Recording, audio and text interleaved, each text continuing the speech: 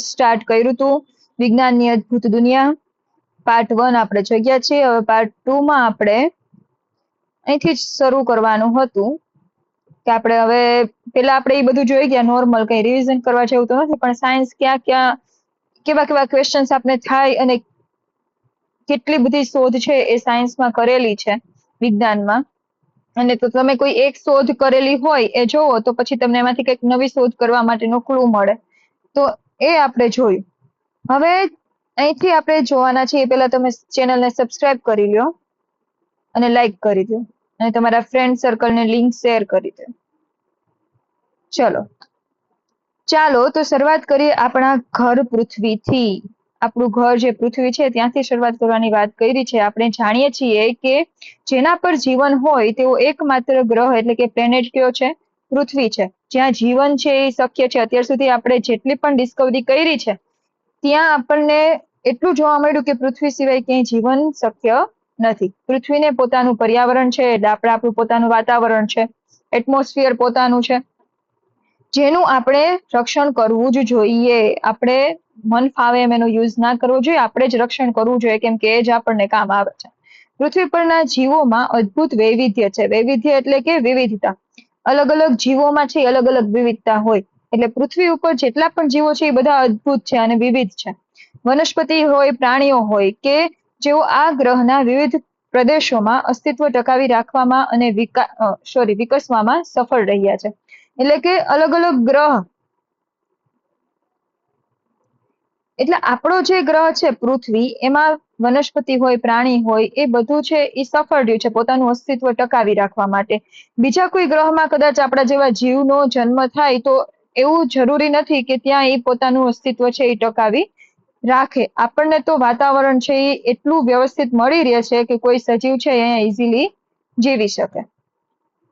તમે બીજને છોડમાં અને ઈયળ ને એક સુંદર પતંગિયામાં રૂપાંતરિત થતા જોયા હશે। ઈયળ એટલે કેટરપિલર, કેટરપિલર ને તમે બટરફ્લાયમાં રૂપાંતરિત થતા જે અમુક રીલ્સમાં ને બતાવતા હોય, વિડીયોઝમાં, ડિસ્કવરી નેશનલ જીઓગ્રાફીમાં એવા બધામાં તમે જોયું હોય। અથવા તો કોઈ બીજ, મામૂલી બીજ છે, તમે છોડ કોઈ ઉગતા જોયો છે, એક બીજમાંથી કોઈ છોડ ઉત્પન્ન થતા જોયો છે, તો એ બધું સાયન્સ જ જોડાયેલું છે આ બધા પાછળ।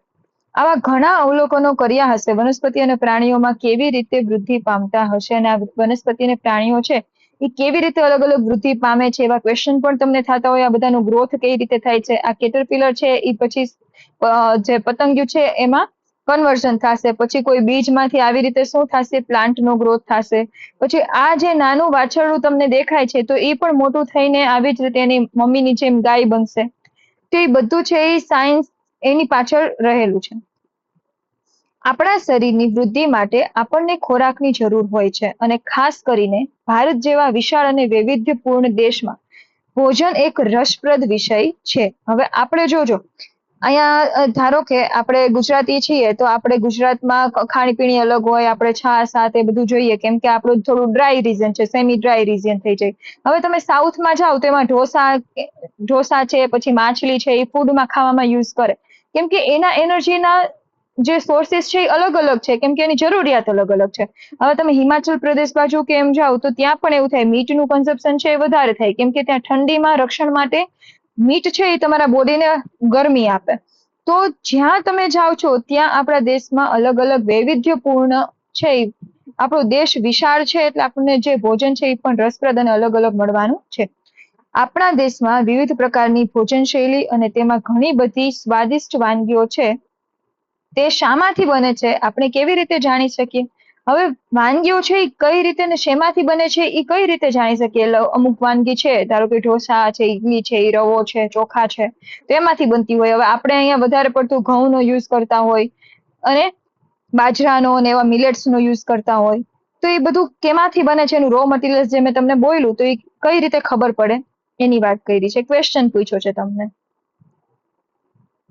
આપણને આપણું અસ્તિત્વ ટકાવી રાખવા માટે ખોરાકની સાથે સાથે પાણીની પણ જરૂર પડે છે। મોસ્ટ ઇમ્પોર્ટન્ટ વાત છે, ખાલી તમે ખાઈ લ્યો તો તમારું પૂરું પડે નહીં, તો પાણી વગર કોઈ રહી શકે નહીં। એટલે પાણીની છે એ ખાસ શરીરનું અસ્તિત્વ ટકાવી રાખવા માટે જરૂરી હોય। પાણી ખરેખર એક અદ્ભુત પદાર્થ છે, એ તો બધાને ખબર જ છે। અદ્ભુત પદાર્થ છે એ શું છે? પાણી છે. એના વગર ના ચાલે. શું તમે ક્યારેય વરસાદમાં પાણી ભરાયેલા ખાબોચિયા કૂદ્યા છે? તમે નાના હોય અને હજી તમે જયારે વરસાદમાં નીકળો છો બહાર ત્યારે ખાબોચિયા પાણીના ભર્યા હોય તો તમને એમાં કૂદકા મારવાનું મન થાય અથવા તો માયરા પણ હોય. શું તમે ક્યારેય વિચાર્યું છે કે વરસાદ શા માટે અને કેવી રીતે પડે છે? આ વરસાદ પડે છે તો એની પાછળનું શું સાયન્સ છે એવું ક્યારેય વિચાર કર્યો છે? તો આ બધા ક્વેશ્ચન છે એનો આન્સર તમને હવે સાયન્સ તમે આગળ ભણશો એટલે તમને ટૂંક સમયમાં મળશે. શું તમે ધ્યાન આપ્યું છે કે પાણીને ઠંડુ પાડતા તે થીજીને બરફ બની જાય છે અને ગરમ કરતા ઉકળીને વરાળ બની જાય છે? એ તમે કદાચ સાંભળ્યું હોય કે જ્યારે તમે કોઈ લિક્વિડ એટલે કે લિક્વિડ ફોર્મમાં વોટર લ્યો છો, પાણી લ્યો છો, તો એને તમે જ્યારે ઠંડુ પાડો તો એ આઈસમાં કન્વર્ટ થાય. આઈસ એટલે કે બરફમાં કન્વર્ટ થાય. અને જ્યારે એ જ લિક્વિડને તમે ગરમ કરો, હોટ આપો, હોટનેસ આપો, એટલે એ કેમાં ગેસના ફોર્મેશનમાં શું થશે? વરાળ બનીને ઉપર નીકળી જશે. શું તમને ઉનાળામાં ઠંડુ પાણી પીવાની અથવા શિયાળામાં હુંફાળા પાણીથી સ્નાન કરવાની મજા આવે છે? હા, અત્યારે ધારો કે ઉનાળો હોય તો ઉનાળામાં આપણે એમ થાય કે ઠંડુ પાણી મળી જાય તો આપણે સંતૃપ્તિ મળે. એ જ રીતે શિયાળામાં બહુ ઠંડીને લીધે આપણને શું થાય કે કાશ ગરમ પાણી મળી જાય તો સ્નાન કરવાની એટલે કે નાહવાની બધી મજા પડે. આપણે ગરમ અને ઠંડાને કેવી રીતે સમજી શકીએ? પાણી હોય કે પછી તાવમાં તપતું આપણું પોતાનું શરીર હોય, કોઈ વસ્તુ કેટલી ગરમ છે તે શોધવું મહત્વનું છે. હવે ગરમ ને ઠંડાની કઈ રીતે ખબર પડે? હવે આપણા બોડીનું કઈક ટેમ્પરેચર હોય, એ ટેમ્પરેચર છે એના મુતાબિક તમને ખબર પડે. આપણું બોડી અત્યારે લાઈક 27 ડિગ્રી સેલ્સિયસ જેટલું હોય છે અંદરનું જે ટેમ્પરેચર હોય એ. હવે આપણે જ્યારે કોઈ 37 ડિગ્રીની હોટ વસ્તુ હોય તો એને ટચ કરીએ તો આપને ખબર જ છે કે આપને કેવું લાગવાનું છે? ગરમ લાગવાનું છે. જ્યારે હું એ જ વસ્તુને ફૂલ બરફ છે જે 0 ડિગ્રી સેલ્સિયસ શું થયો છે? એકદમ આઈસમાં કન્વર્ટ થઈ ગયું છે. એને ટચ કરું તો એ મને કેવું લાગવાનું છે? ઓબ્વિયસ છે, ઠંડુ લાગવાનું છે. કેમ કે આપણા બોડીનું ટેમ્પરેચર છે એના મુતાબિક આપણે નક્કી કરી શકીએ કે કયું હોટ છે અને કયું કોલ્ડ છે. વળી આપણી આસપાસ અનેક પ્રકારની ઘણી બધી વસ્તુઓ રહેલી છે. સોરી. આપણે જેના પર લખીએ છીએ કે કાગળ, જેના પર લખીએ છીએ તે કાગળ ધાતુની ચાવી છે, પછી કંપાસ પેટીમાંથી પ્લાસ્ટિકની ફૂટપટ્ટી અને ભૂસવાનું રબર, પેટીના ઢાંકણને બંધ રાખતું ચુંબક, આપણે પહેરીએ છીએ તે કપડાં, દૂધ પીવા માટેનો પ્યાલો, બીજી ઘણી બધી વસ્તુઓ. આ બધી વસ્તુ છે એ આપણી આસપાસ આપણે જોઈએ જ છીએ. તે શેમાંથી બનેલી છે? શું તે વિવિધ સામગ્રીમાંથી બનેલી છે? આપણે વિભિન્ન સામગ્રીને એકબીજાથી કેવી રીતે અલગ કરી શકીએ? હા, તમને ખબર છે કે આ ધાતુની કોઈ ચાવી હોય તો એ મેટલની છે, એ ધાતુની બનેલી હોય. એમાં કઈ આયરન થોડુંક યુઝ થયું હોય, થોડુંક કોપર યુઝ થયું હોય, બધું અલગ અલગ હોય. કાગળ છે તો એ જે વુડ છે એમાંથી બને છે. તો એ બધી વસ્તુ અલગ અલગ રીતે બનેલી હોય છે. અલગ અલગ વસ્તુઓમાંથી રો મટીરિયલ બધાના કેવા હોય? અલગ હોય. આપણે જેમ જેમ આ પુસ્તકનો વધુ અભ્યાસ કરીશું તેમ તેમ આપણી પાસે પૃથ્વી પરની દરેક વસ્તુ અને ઘટના વિશેના પ્રશ્નોની અનંત યાદી બનતી જશે. તમે જેમ જેમ આ પુસ્તક ખાલી નહીં, તમે સાયન્સ જેમ જેમ આગળ વધશો ભણવામાં, તેમ તેમ તમને તમારી યાદી છે એ મોટી જ થતી જશે, અનંત બનતી જશે. એટલે કે સાયન્સ છે એ ક્યારેય પૂરું થવાનું જ નથી. તમે સ્ટડીની વાત કરો કે પછી એની ડિસ્કવરીની વાત કરો. પરંતુ શા માટે આપણા પ્રશ્નોની યાદી ફક્ત પૃથ્વી સુધી સીમિત રહે?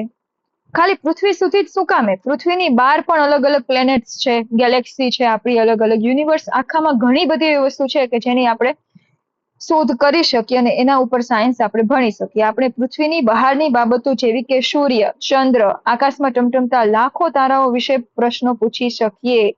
આ બધું તમને આગળ આવશે. અલગ અલગ ગેલેક્સીના જે સ્ટાર્સ છે એ બધા ઉપર એટલું બધું નોલેજ તમને વધતું જશે જેમ તમે મોટા થશો એમ. એટલે તમને એમ લાગશે કે સાયન્સ છે એ શું છે? અનંત છે.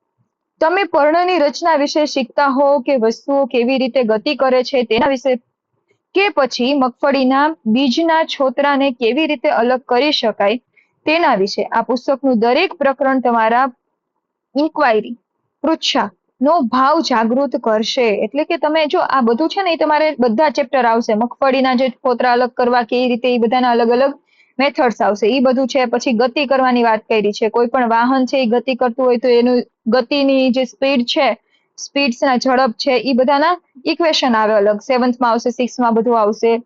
તો આ બધું છે એ તમારા પુસ્તકમાં આપેલું છે અને એનાથી તમને શું થશે? આવી બધી ઇન્ક્વાયરીથી તમને જાગૃત કરશે કે આ ભાઈ આવી રીતે પણ હોય. પછી જે આ છોતરા અલગ કરવાના પણ એટલી મેથડો હોય, અત્યાર સુધી તમને ન ખબર હોય, પણ હવે ભણશો એટલે ખબર પડશે. આશા છે કે તમારા મનમાં અનેક પ્રશ્નો ઉદ્ભવશે, એટલે કે એને આ બુકમાં એવું લખે છે કે અમને આશા છે કે તમે આ બધું ભણશો એટલે તમને ઘણા બધા એવા પ્રશ્નો છે એ ઉદ્ભવશે. આપણે જાતે જ આપણા પ્રશ્નોના જવાબો શોધવાનો પ્રયાસ કેવી રીતે કરી શકીએ તે જાણવાની વાત કરી છે કે આપણે જાતે કઈ રીતે પ્રશ્નોના જવાબ શોધી શકીએ. તમારા ટીચર, પેરેન્ટ્સ એને પૂછીને અથવા તો બુકમાં જેટલું આપ્યું છે એ કરીને, અત્યારે તો ગૂગલ છે તેના ઉપર સર્ચ કરીને પણ તમે શું કરી શકશો, જાણી શકશો કે ભાઈ આ કેવી રીતે બને છે. ચાલો આ આપણે અહીંયા સુધી રાખીએ. આગળનું આપણે પાર્ટ 3 માં જોઈશું.